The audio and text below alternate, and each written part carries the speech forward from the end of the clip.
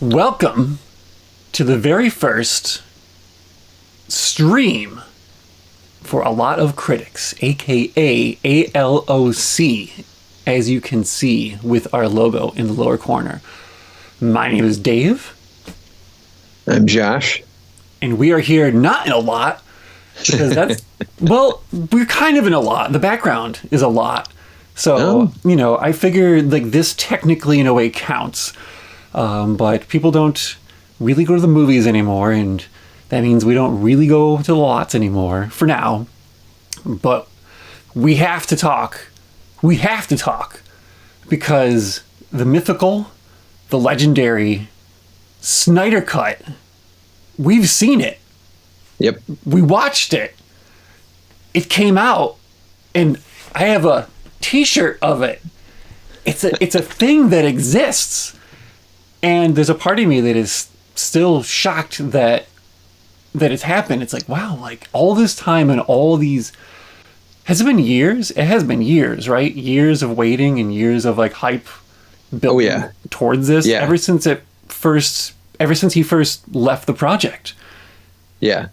So yeah, I'd say ever since Batman vs Superman ended. And I mean, we were left wondering what would happen next, because clearly Batman vs Superman set up so much that we saw in this. Yep. So to me, we've been waiting as long as Batman vs Superman came out. I mean, really, that was the beginning. I mean, scratch that. The beginning was Man of Steel. Then I remember Comic-Con, the reveal of what his Man of Steel sequel would be, and he showed up to Comic-Con with the Batman vs Superman logo. And I think at that point, people could have just started discussing like, okay, we have Avengers has been cooking for a while. They're doing their thing. DC is now finally launching their universe, and it's going to start with Batman vs Superman. Zack Snyder's doing it, and I remember seeing, the one shot of Wonder Woman with like the fiery background. It was like, wait, Wonder Woman's going to be in this movie? Yep. What else is there going to be? And then you hear about casting of like Ezra Miller being Flash, Jason Momoa as Aquaman. It's like, wait, this isn't Justice League. Why are all these characters being introduced? So like, to me, like Batman vs Superman, Man of Steel, like the Snyderverse being launched, and then being left high and dry, and now finally. Being, I don't want to say complete, because I still have hope that this is just the beginning. But wow, it happened. It happened. So after all that, let me ask you, worth the wait? Beyond worth the wait. Beyond worth the wait. I still feel full. Like it was just so satisfying, so just overload of just cinematic beauty, not just like comic book stuff, but like and I'll speak for you on this, like we're such huge Zack Snyder fans. This is our first a lot of critics review of a Zack Snyder movie. Hey, it is. Like we may have thought Justice League was it, but Justice League pre the ALOC era, we haven't had to do anything for Snyder yet. And if it would have been retrospective, all the movies we love of his. But this is it. This is the real deal. This is our first Snyder. This is the first time we could just, besides like previewing this movie, we could just gush and gush about how much we love him, how much we've been waiting for this, and describing in detail his style and how it was in this movie for sure. Yeah. Oh yeah. Oh yeah.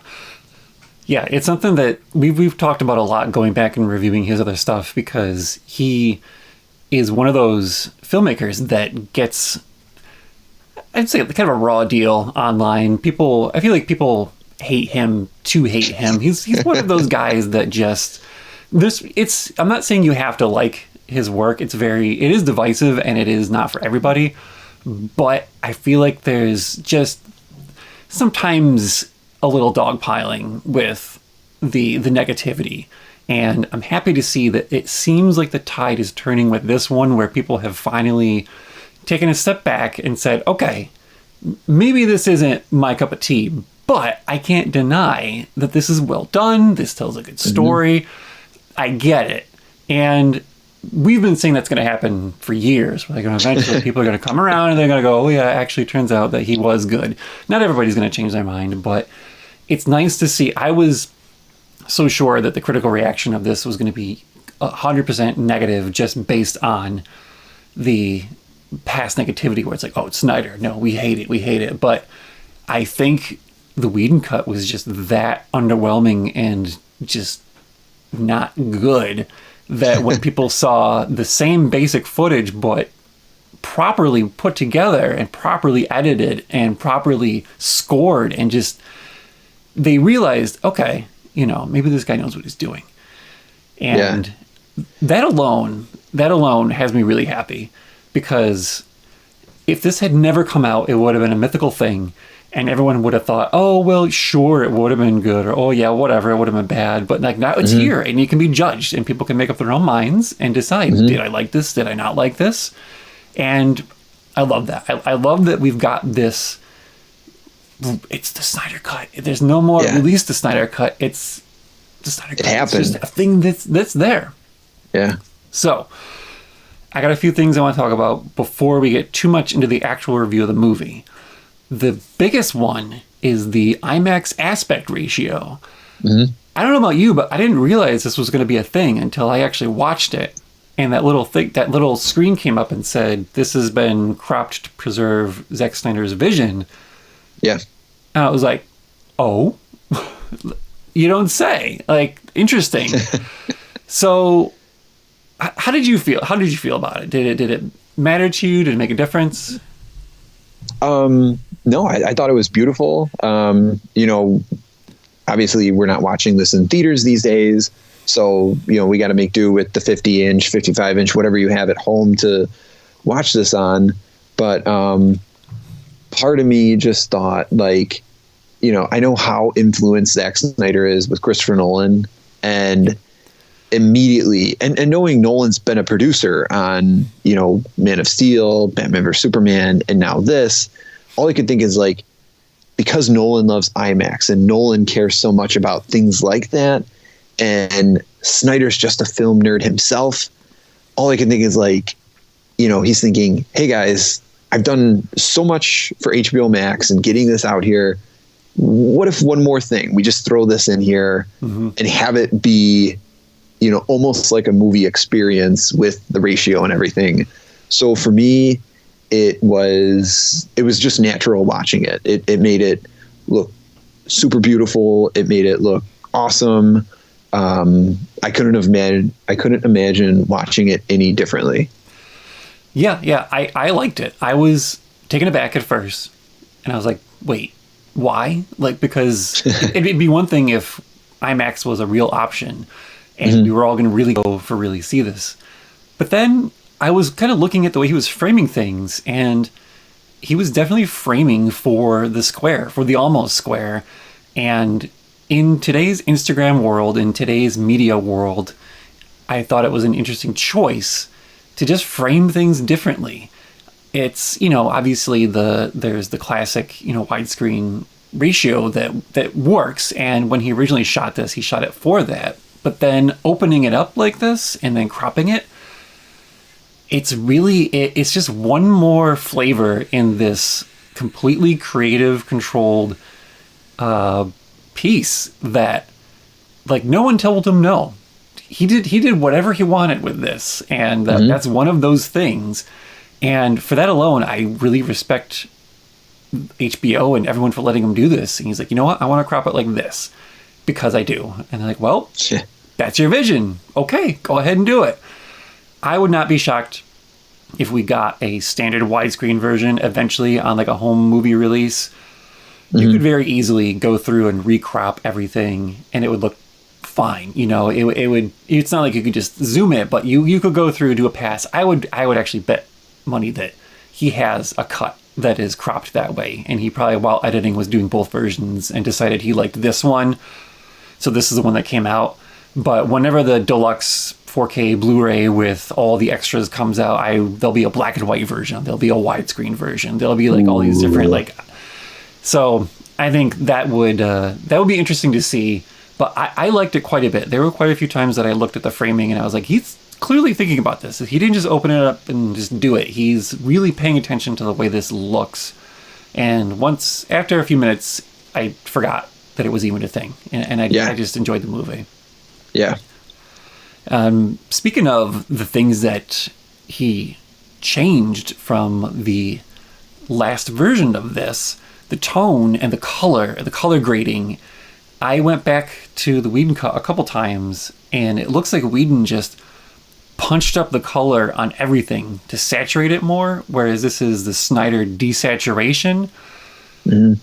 I don't know what to say about this other than it, to me, highlights how weird the Whedon version looked, where he tried to artificially boost a lot of the colors. Because I think Snyder shoots things in a certain type of lighting that is meant to be Snydery and a little gray and a little like desaturated.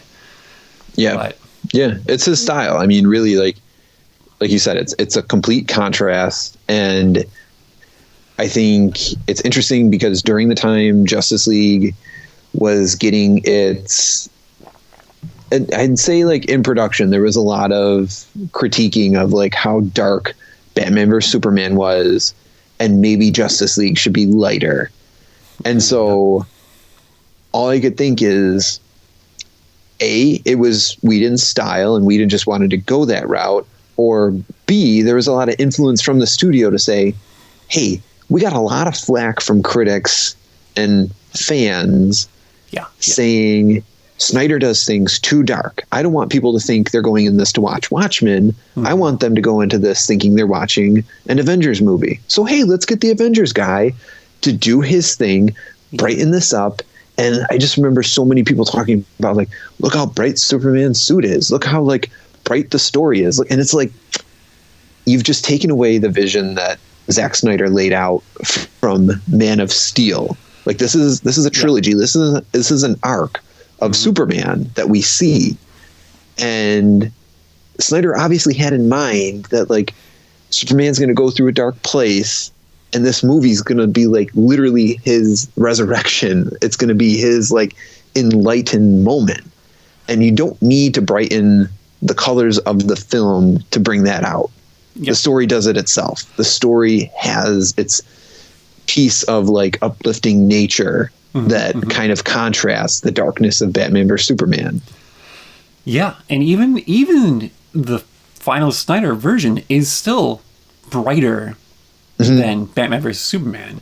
It's just not like, you know, blown out bright. It's almost, it's dawning, and and you know, by the time we get to the final scene of the movie, it's daylight, and it really, it's just. It just works, and it made me happy to watch this, because when I saw the Whedon cut, something just felt off. But then watching this, I'm like yeah, all right, this makes sense. Finally, feels right. Like, okay, this is good.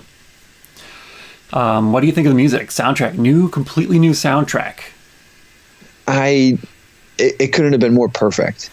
It was just. Like everything in this movie was not just elevated slightly, it was elevated to the max. It just like, it was just made to be. And the soundtrack was made to be with his movie. It was just right. Wonder Woman, that's the first thing that comes to mind, is like how amplified they took her original, you know, gotta love the, you know, the mix that, Hans Zimmer put together, you know, for Batman vs Superman. But I know Hulkenberg did work with him in Batman vs Superman. Then they took it with the Wonder Woman movies themselves and still had that. But like, there was something extra in this. And I think it was, to me, just the Justice League flavor. Like, this isn't their own movie. This is their own segments in the collective movie, the team movie. So I loved everybody's own style, everybody's, you know, and I think you even talked about how you could definitely get that like synthesizer, like kind of just like it fit Hulkenberg. It, you know, takes you back to Mad Max Fury Road, where you were like, this guy is going to have a career. It's going to be amazing. Yeah. I mean, you know, Junkie XL, like his techno days, his dance music days, that's what I want to hear from him, because that's, you know, selfishly, I want him to do that. I want that driving techno beat. And I know it doesn't always fit, but whenever he does bring it out just a little bit, it's like, yes, here we go. And he did such a good job. He had said, he quoted, I follow him online, and he said that this soundtrack was his Everest. And so I feel like he obsessed over it, probably spent a lot of time, probably years, getting this done. And it's just incredible to see how successful it is. And it hit like #1 on like Spotify and iTunes or whatever. It like people were listening to it. So it's just really, really gratifying to see just the love for him and for his work, and for like this complete vision, this thing that they had in mind from the beginning, that we all were like, oh, this is what it's going to be. And then it wasn't, but now it is. Yeah. One more thing before we get into the actual review. Now, this is a movie that is a movie about superheroes that is rated R. Yes, it's got an actual R rating. And there is some controversy about this, because when you have an R-rated movie about Batman and Superman, that's going to limit your audience. And I guess here's my question for you.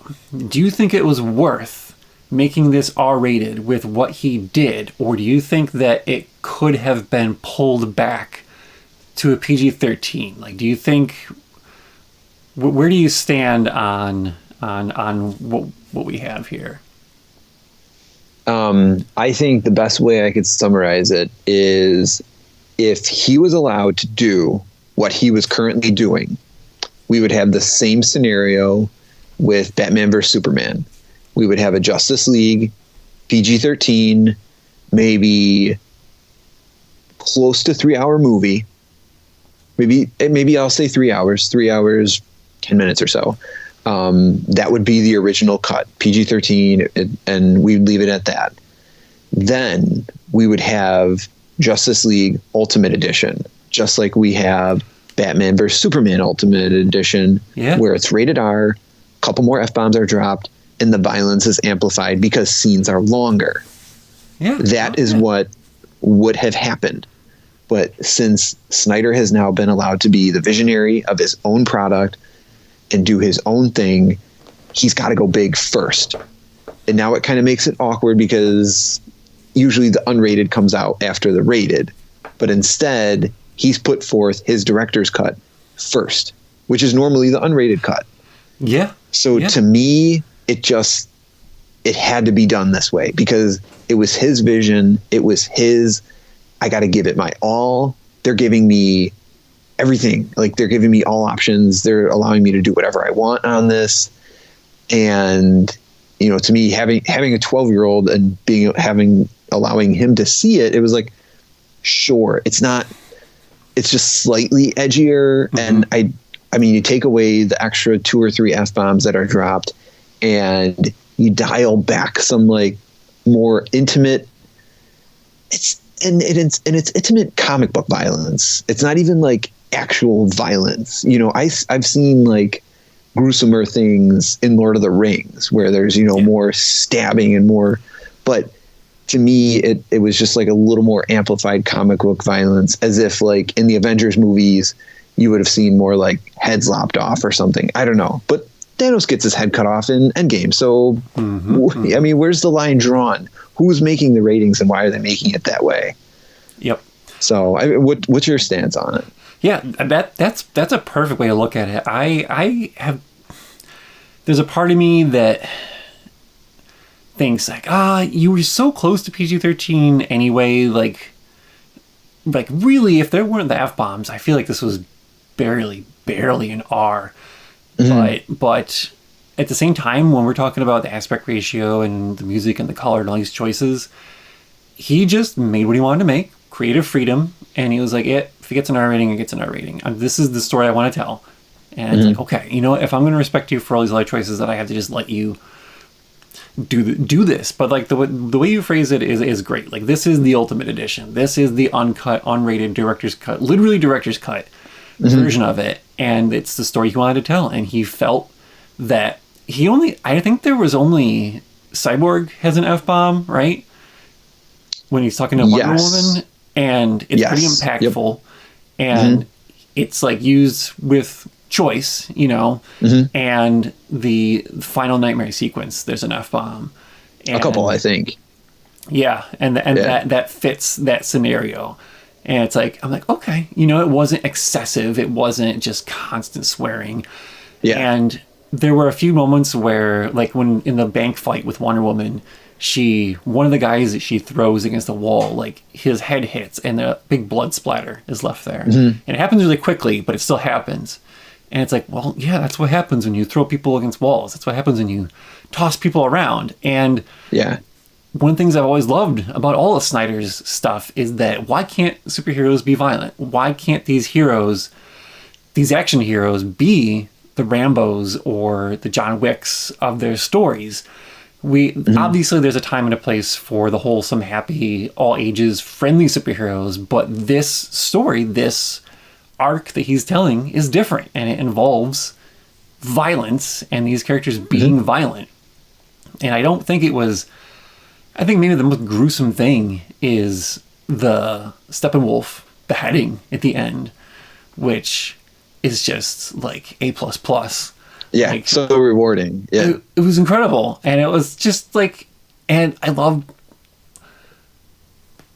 It was great. Yeah. It was good. When I heard about the R rating, I was like, oh boy, how far are they going to push this? But really, I thought it was totally in line with his other work. Yeah.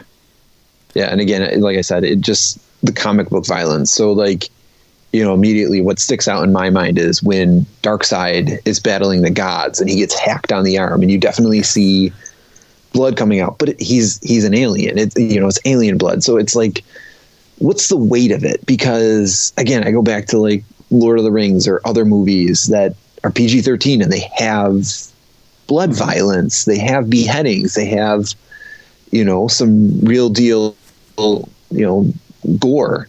But what's the extent? Who's really controlling the rating, and why are they so intensity level is all I can think of. Same with like Ultimate Edition, you know, when you see the Ultimate Edition of Batman vs Superman, it's rated R because, you know, the prison scene, they don't show anything, but it's implied that he's getting stabbed repeatedly, and the getting pushed in front of the train, you don't see it necessarily, but you know what's implied, and it has that intensity that maybe, you know, when the reviewers look at this, they say, what am I looking at here? What's implied?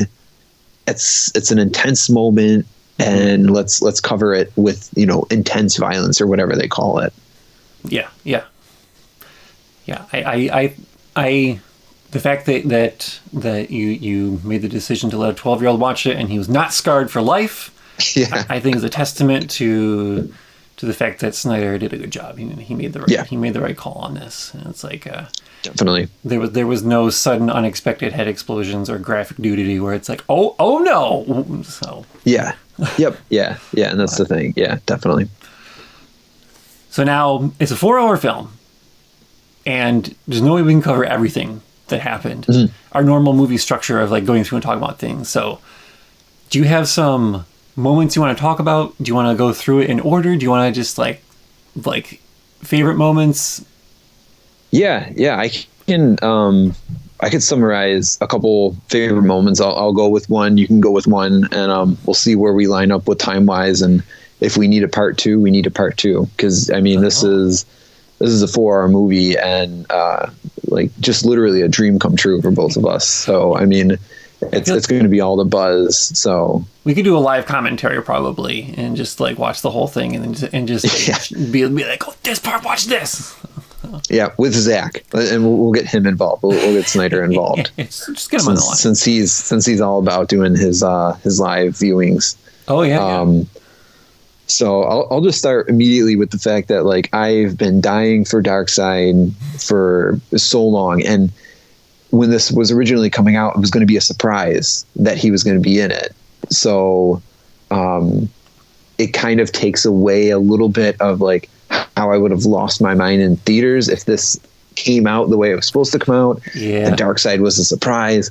But in any event, like going back to the very first teaser that we saw where Wonder Woman's in the cave and she, you know, has the torch go over the hieroglyphic of Darkseid, that immediately got me psyched. And then seeing pictures, and it was like, oh man, I hope it's rewarding. I hope it's worth it. And it was every bit worth it for, I mean, he was in it a lot less than I thought he was going to be, but that makes sense. I mean, this movie's kind of the setup for the next thing. I mean, right. Yep. His final scene is, we're going to do this the old way, get the Armada ready. And I was like, oh my gosh. Like, I just like every moment with him had me losing my mind. And the fact that he was so revered, just that right there, it was so little, but so beautiful because it amplified how much of a godlike complex he held, where when he first showed up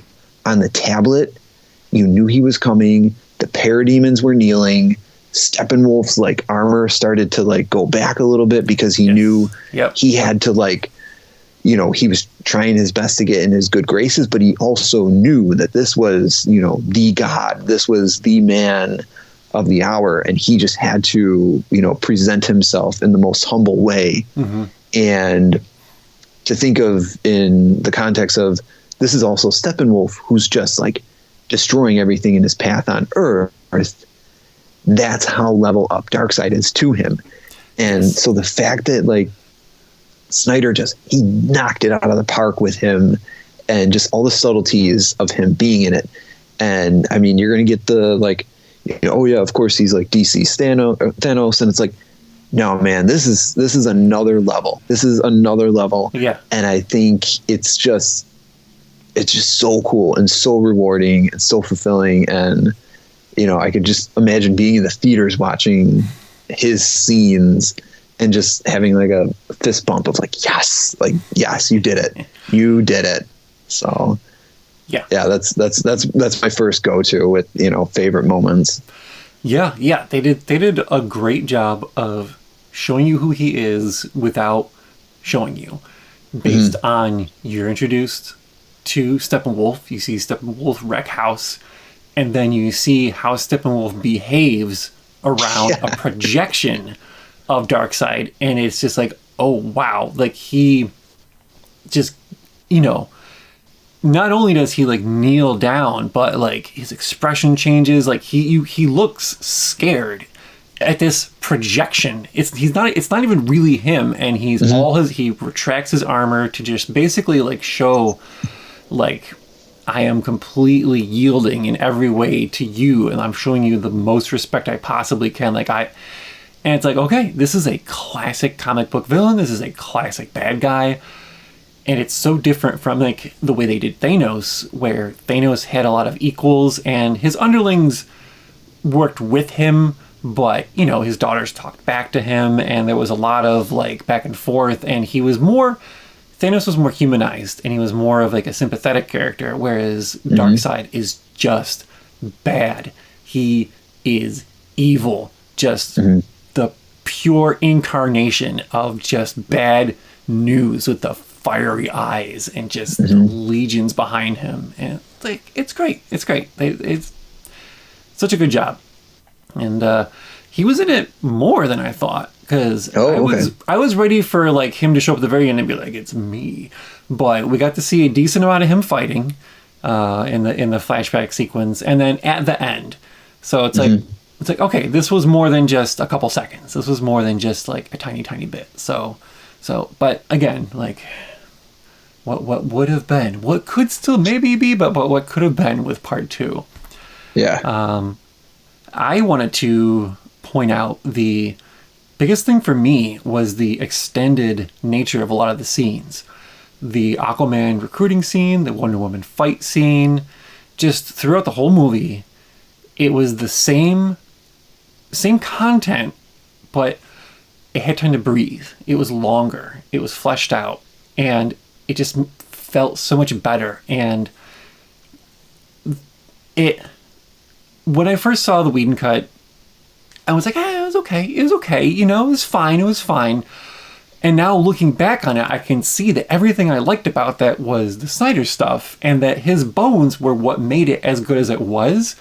Where it's like, okay, yeah, this was okay, but now seeing all of that actually fleshed out, it's just like I'm like offended all over again by what happened to it.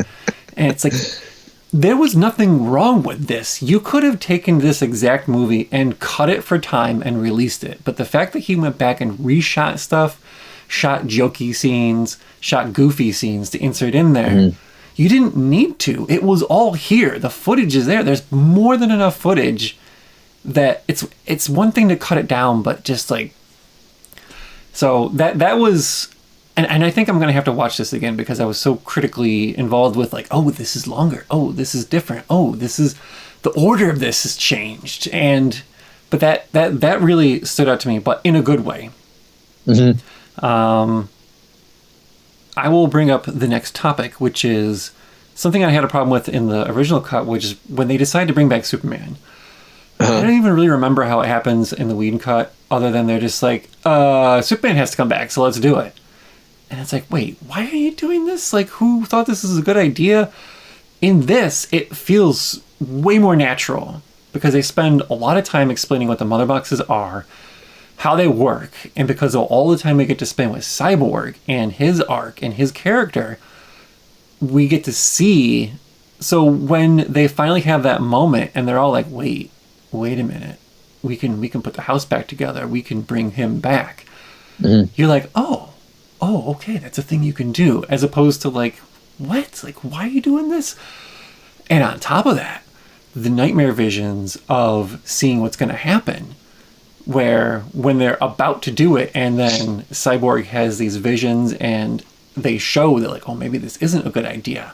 It changes so much. It changes so much about that and that decision from just this like plot device of we need Superman back, so magic cube and he's back, and it actually turns into a thing where it's like, okay, we thought about this, we're trying to decide if we want to do this, maybe it's a good idea, maybe it's not.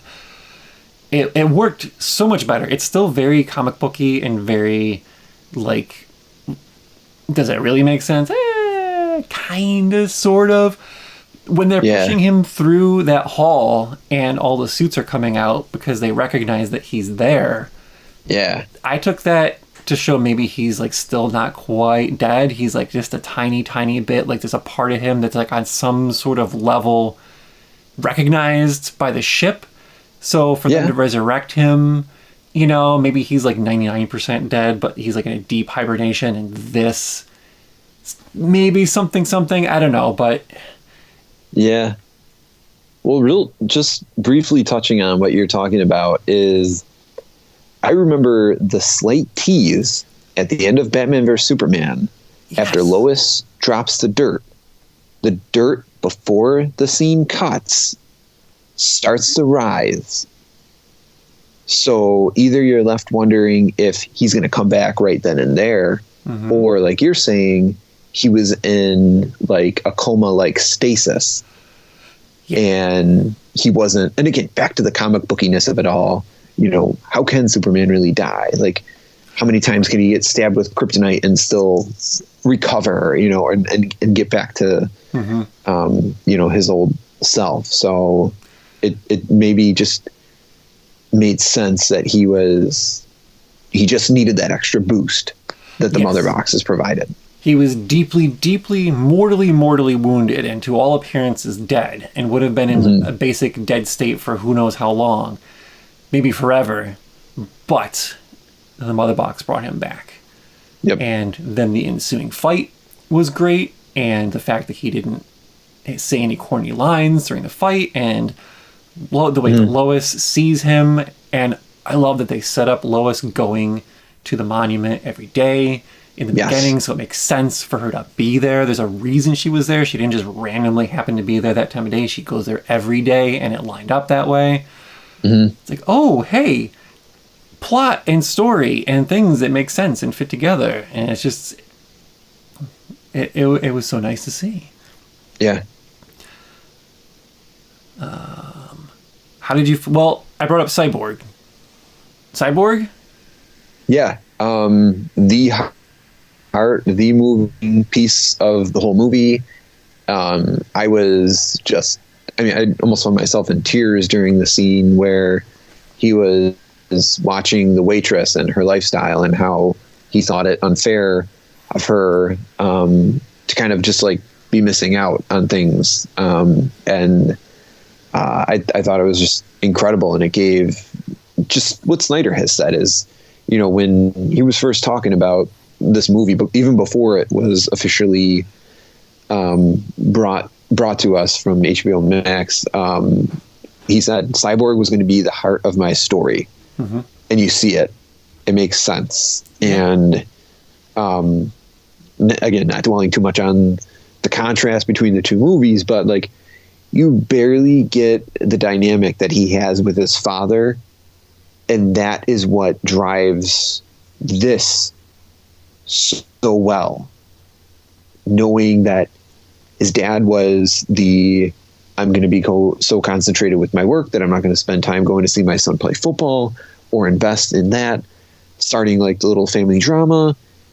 But then the redemption and how he wants so badly to like help his son, but then his son pushing him away. And it's like this dynamic and this interesting story and subplot to the movie. And just, you know, was Cyborg the glue guy to all this? You know, I mean, he just really like, he fit. He was just so natural with all the characters and their stories, but his focal point in this was perfect and incredible. Mm-hmm. Yeah. I, before this, did not care about Cyborg. Now I care about Cyborg. I was like, wow, you gave him an arc, you gave him character, you explained like his relationship, you showed me his background. Why did they cut this out?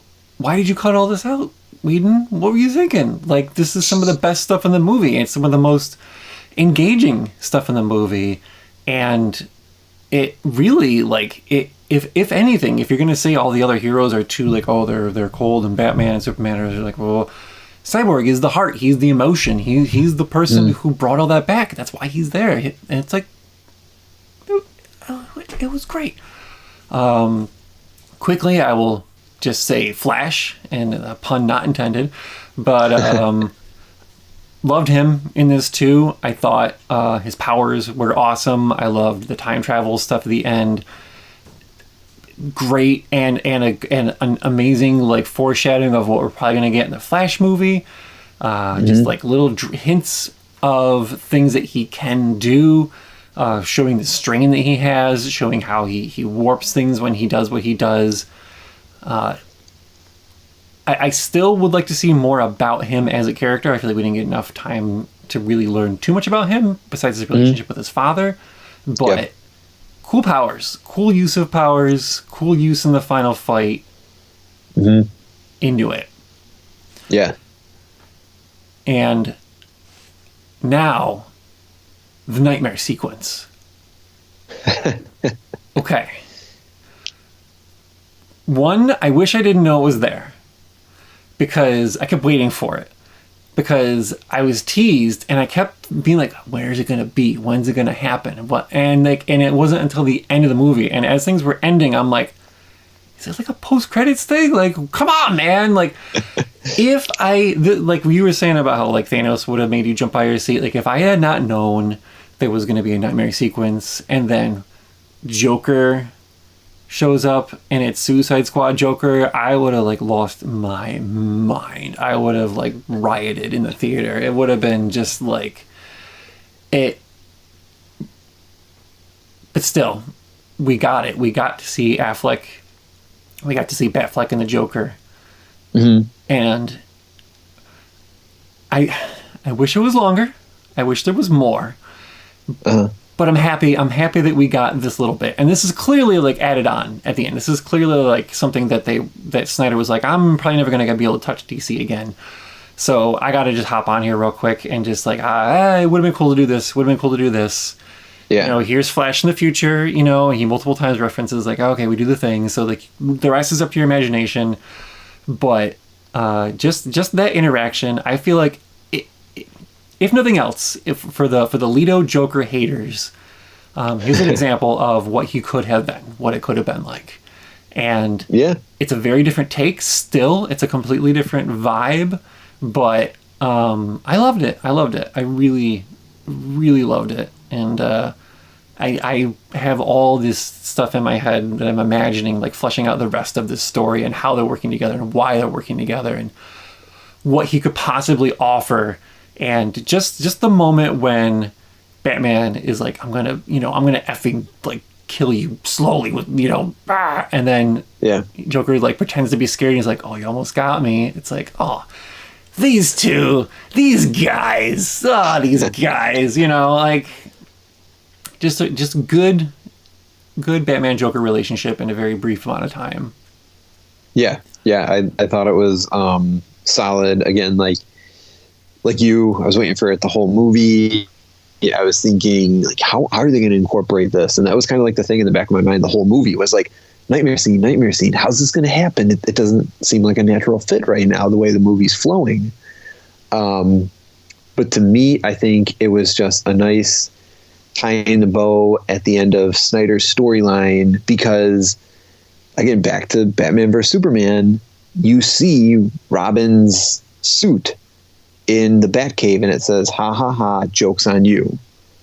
So this is basically putting it on the nose, where Joker talks about Batman losing somebody he loves in comparison to like Superman losing somebody he loves, and how it drives them to do mad things. Mm-hmm. Because if we're looking at this in retrospect, Batfleck and Batman vs. Superman is not your normal Batman. He's not a Keaton Batman. He's not a Bale Batman.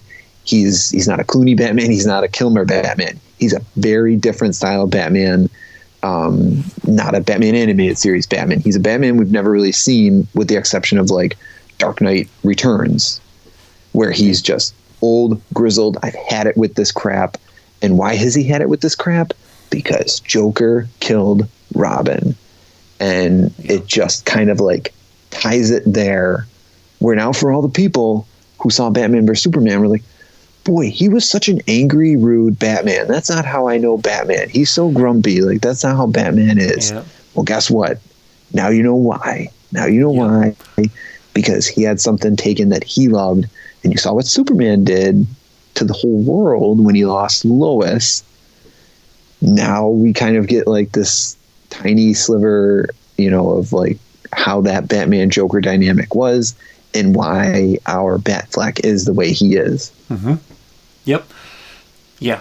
So many little Snydery Easter eggs and references and mentions to his past things. And I feel like he had a checklist that he went down of like, okay, all the loose ends, all the little things, all the stuff, like, and especially with the nightmare sequence, it's like he looks right at the camera and he's like, I had a nightmare in the last movie and this happened, and it's like, I didn't forget, audience, this is important. And I was like, good, you clearly had a plan.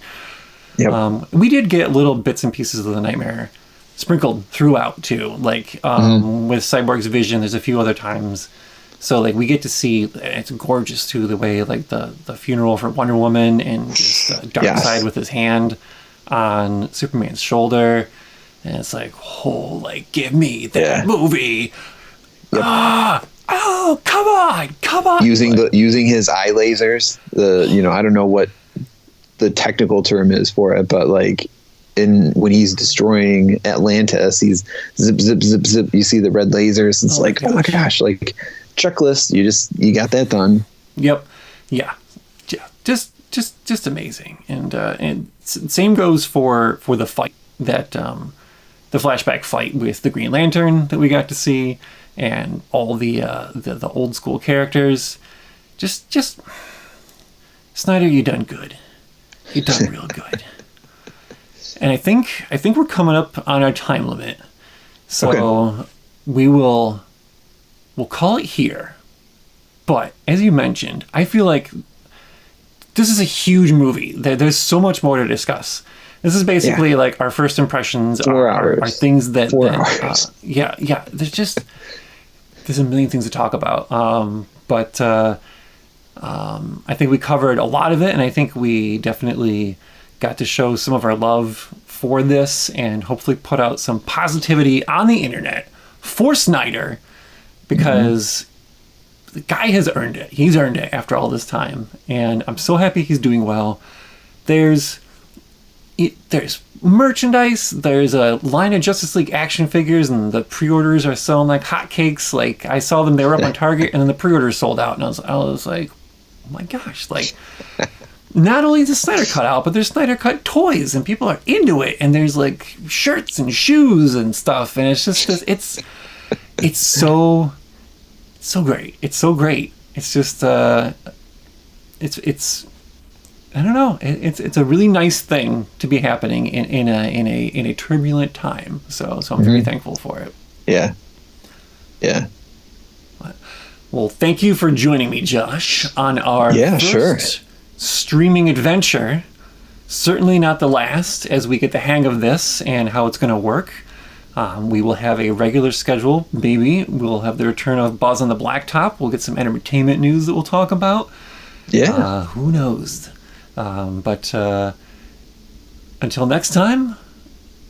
Oh wait, what do we always sign off with? We walk off camera. We can't walk Thanks off for camera watching. anymore. Thanks for watching. Yeah, we'll see you next time. We point subscribe, and walk away. like, subscribe. Follow us on Twitch. Check the description for the links and all the social things. Yeah. And everything like that. We're back. Our videos are spaced 8 months apart, but they'll be more frequent now. It's going to happen. It's going to be good. Yeah. So people are making movies. They're making stuff, and there's things we can review now. For a long time, there wasn't anything. HBO Max movies. Oh my gosh. You better believe we'll be here for Kong versus Godzilla. Holy moly, we're going to talk about that for sure. So Suicide Squad, Matrix 4, the list goes on. Oh my gosh. Yeah. There's a lot. All right. Oh my God. Oh, okay. Yeah. But for now, we'll see you next time on A Lot of Critics.